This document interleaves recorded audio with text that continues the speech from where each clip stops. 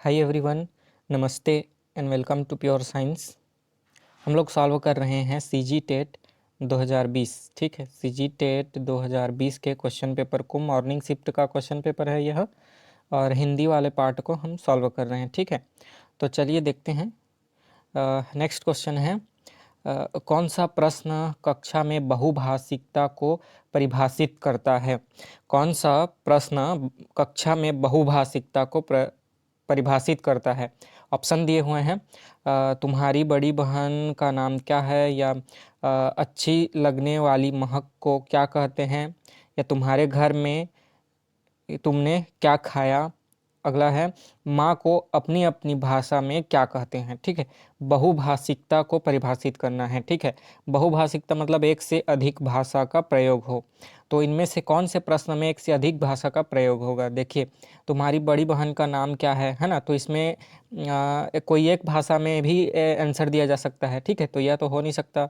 ठीक है, फिर ये भी अच्छी लगने वाली महक को क्या बोलते हैं, तो सुगंध या कुछ भी है ना बोल सकते हैं, ऑर्डर है ना, कुछ भी है ना, तो एक शब्द में हो सकता है उसका डेफिनेशन है ना। तो ये सभी क्वेश्चन नहीं होंगे, ऑप्शन डी ही इसका सही उत्तर है। देखिए, ऑप्शन डी में क्या है, माँ को अपनी अपनी भाषा में क्या कहते हैं। तो अब कक्षा में बहुत लोग बैठे हुए हैं और सभी से पूछा जा रहा है कि माँ को अपनी अपनी भाषा में क्या कहते हैं।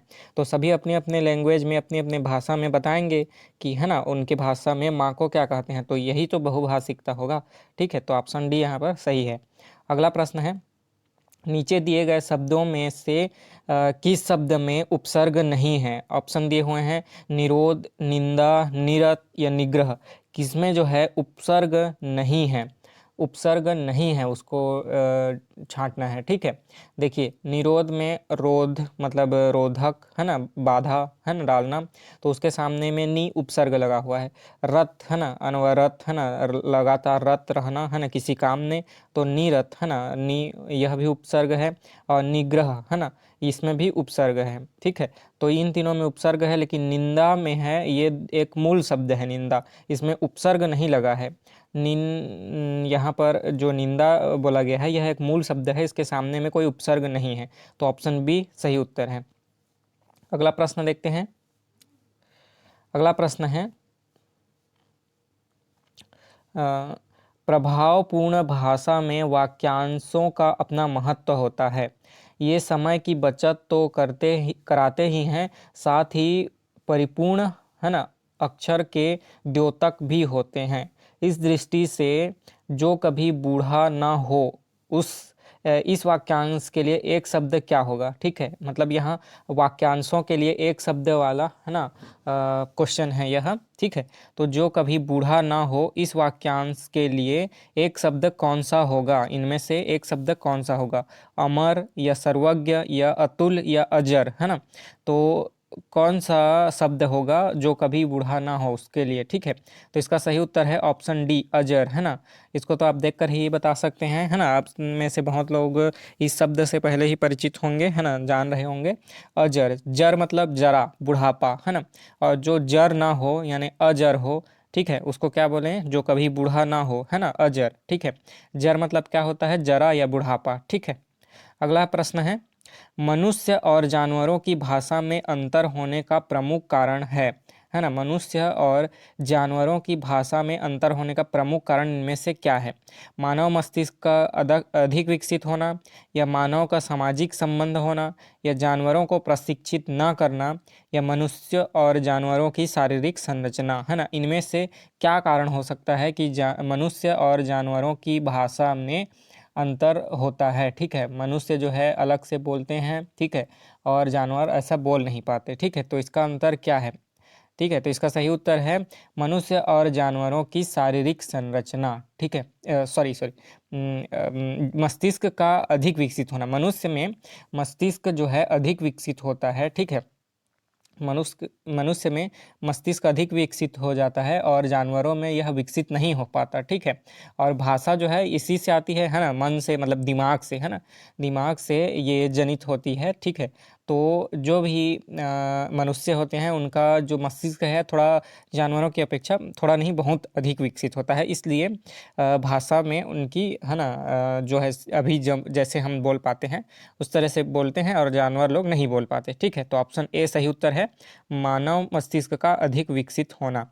अगला प्रश्न है, प्राथमिक स्तर पर बच्चों की मौखिक अभिव्यक्ति के है ना विकल्प में सबसे अधिक प्रभावी गतिविधि हो सॉरी विकल्प नहीं, विकास में अधिक गतिविधि अधिक प्रभावी हो सकती है, कौन सी गतिविधि? ठीक है, यहाँ पर 4 गतिविधि दिए गए हैं, तो इनमें से कौन सी गतिविधि प्राथमिक स्तर पर बच्चों की मौखिक अभिव्यक्ति के विकास, ठीक है, मौखिक मतलब बोल करके मुंह से जो बोलते हैं मतलब भाषा बोलें है ना या और कुछ है ना, तो इस अभिव्यक्ति बोल करके जो अभिव्यक्त करते हैं उस अभिव्यक्ति में कौन सा चीज़ अधिक प्रभावी हो सकता है, कौन सी गतिविधि? चित्र दिखाकर कहानी कहलवाना या कहानी को शब्दशः दोहराना या घटना का वर्णन करना या कहानी को अपनी बोली या भाषा में कहने के लिए है ना बोलना।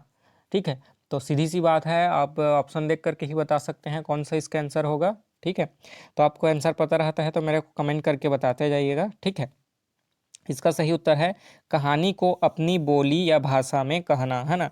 तो इस प्रकार से बच्चों को क्लास में जब बोला जाता है कि कोई एक कहानी सुनाए पहले, फिर उसको बोलें कि अब इसको अपनी भाषा में तुम है ना ट्रांसलेट करके या फिर अपनी शब्दों में अपनी भाषा में बोलो, तो इसमें क्या है भाषा उनका अधिक विकसित होता है। ठीक है, क्योंकि हर एक बच्चे अलग अलग भाषा के हो सकते हैं और सभी ऐसे बोलेंगे तो सभी भाषाओं के प्रति है ना बच्चों में सम्मान होगा और उसको सीखने का मौका मिलेगा। ठीक है, तो इस प्रकार से ऑप्शन डी यहाँ पर सही उत्तर है। अगला प्रश्न है, पीताम्बर मतलब पीला कपड़ा विशेषण और विशेष्य है ना, इसके आधार पर सही विकल्प बताइए कि इसमें कौन सा समास है। सीधी सी बात है, वो पहले से बोल दे रहा है ना, ऑप्शन में दिया हुआ है विशेषण और विशेष्य करके बोल दिया गया है यहाँ पर है ना, ब्रैकेट में दिया गया है। तो पीताम्बर मतलब पीला कपड़ा विशेषण और विशेष्य का है ना जब ऐसे कॉम्बिनेशन होता है तो उस समय कौन सा समास होता है यह बताना है। तो ऑप्शन दिए हुए हैं तत्पुरुष समास, कर्मधारय समास, अव्ययी भाव समास या द्वंद्व समास है ना। तो द्वंद्व समास तो होगा नहीं, अव्ययी भाव होगा नहीं, तत्पुरुष भी नहीं है, कौन सा बच्चा? कर्मधारय समास। ठीक है, कौन सा समास होगा? कर्मधारय समास। ऑप्शन बी सही उत्तर है, कर्मधारय समास होगा आंसर।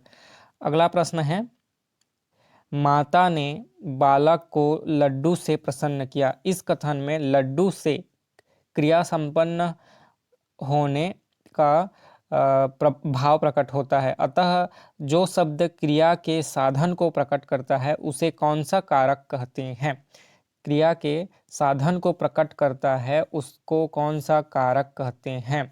ठीक है, देखिए लड्डू से है ना, से के द्वारा ये जो साधन वाला है ना, माता ने बालक को लड्डू से प्रसन्न किया, लड्डू से मतलब साधन वाला भाव प्रकट हो रहा है। तो साधन जब आता है तो कौन सा होता है? तो देखिए हम एक एक को बोल करके हैं देख लेते हैं। ठीक है, कर्ता ने कर्म को करण से के द्वारा, तो ये इस करण से के द्वारा में क्या है साधन वाला भाव प्रकट आता है, मतलब साधन किसी साधन के द्वारा या किसी साधन से काम करना है ना, जैसे चाकू से सब्जी काटना है ना, ठीक है, पेन से लिखना, इस प्रकार से। ठीक है, तो ये करण ऑप्शन डी सही उत्तर है, करण। ठीक है, से के द्वारा है ना, तो ऑप्शन डी यहाँ पर सही उत्तर है, करण कारक है यहाँ पर। ठीक है, अगला प्रश्न देख लेते हैं, नीचे दिए गए वाक्यों में से एक सही वाक्य कौन सा है ना, उस सही वाक्य का चयन करना है। ठीक है, सही वाक्य कौन सा है उसका चयन करना है, चलिए देखते हैं। ए है, आपका आशीर्वाद आवश्यक है, आपके आशीर्वाद की आवश्यकता है, या आपकी आशीर्वाद आवश्यक है, या आपका आशीर्वाद आवश्यकीय है। ठीक है, तो इनमें से कौन सा जो वाक्य है वह सही है? ठीक है, तो इसका सही उत्तर है ना देख करके ही आप बता सकते हैं, है ना, आप में से बहुतों को पता चल गया होगा है ना कौन सा सही उत्तर है। तो ऑप्शन ए, आपका आशीर्वाद आवश्यक है, आपका आशीर्वाद आवश्यक है। ठीक है, ऑप्शन ए सही है। अगला देखते हैं। ठीक है, यहाँ देखिए विश्लेषण बिंदु के आधार पर सही विश्लेषण का पहचान करना है। ठीक है, यहाँ पर अलग अलग विश्लेषण बिंदु दिए हैं, ठीक है। तो इसके आधार पर सही विश्लेषण कौन सा है इसका पहचान करना है। ठीक है, देखिए भारतीय टीम ने टॉस जीता और बल्लेबाजी प्रारंभ की। भारतीय टीम ने टॉस जीता और बल्लेबाजी प्रारंभ की। ठीक है, इसमें ऐसा विश्लेषण बिंदु दिया हुआ है कि कौन सा कर्ता है, कौन सा कर्म है, कौन सी क्रिया है, तो इसको हमको पहचानना है। ठीक है, चलिए देखते हैं कि तो भारतीय टीम ने, है ना, तो विश्लेषण बिंदु यहाँ पर दिए हुए हैं। ठीक है, उद्देश्य का विस्तार मतलब भारतीय, है ना, ये तो सब सेम है। ठीक है, विश्लेषण बिंदु भी सेम है। अब अगला देखते हैं कर्ता। तो कर्ता कौन है? भारतीय टीम। ठीक है, भारतीय टीम ही क्या होगी? कर्ता, है ना। तो भारतीय टीम, है ना, ये कर्ता हो जाएगी, टीम जो है कर्ता हो जाएगी। फिर उसके बाद क्रिया, जीत, जो जीतना है क्रिया है ना, जीता। और कोई भी काम प्रारंभ करना, जैसे बल्लेबाजी प्रारंभ करना, बल्लेबाजी एक कार्य है तो उसको प्रारंभ करना। जीतना एक कार्य है, बल्लेबाजी एक कार्य है ना, बल्लेबाजी प्रारंभ की। ठीक है, कर्म क्या है? टॉस जीता ना, किसको जीता? टॉस जीता। क्या प्रारंभ किया? बल्लेबाजी प्रारंभ किया। ठीक है, तो ये दोनों क्या हो गए? कर्म हो गए। ठीक है, तो बिल्कुल सही जा रहा है। विस्तार नहीं है, पूरक नहीं है, योजक और है ना।